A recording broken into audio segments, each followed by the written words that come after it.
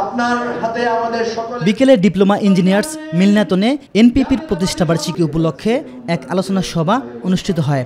সভায় ভার্চুয়াল যুক্ত হন বিএনপির ভারপ্রাপ্ত চেয়ারম্যান তারেক রহমান। আমরা যেভাবে রক্ত দিয়েছি, আমরা যেভাবে জীবন দিয়ে আমাদের দাবি আদায় করেছি, আমরা সংস্কার, বিচার এবং নির্বাচনের দাবিও আমরা ইনশাআল্লাহ আদায় করব। বক্তব্যে অন্তর্বর্তী সরকারের অধীনেই আগামী ডিসেম্বরের মধ্যে একটি সুষ্ঠু নির্বাচনের প্রত্যাশার কথা জানিয়েছেন তারেক রহমান। রাষ্ট্রে স্বৈরাচার কিংবা ফ্যাসিবাদ রুখে দিতে সবচেয়ে বেশি প্রয়োজন জনগণের রাজনৈতিক ক্ষমতায়ন। জনগণের সরাসরি ভোটে নির্বাচিত প্রতিনিধিত্ব নিয়ে সংসদ সরকার গঠিত হলে অবশ্যই সেই সরকার জনগণের কাছে জবাবদিহি করতে বাধ্য। ওয়ালটন টেলিভিশন মাত্র 25,490 টাকায় পাচ্ছেন গুগল টিভি।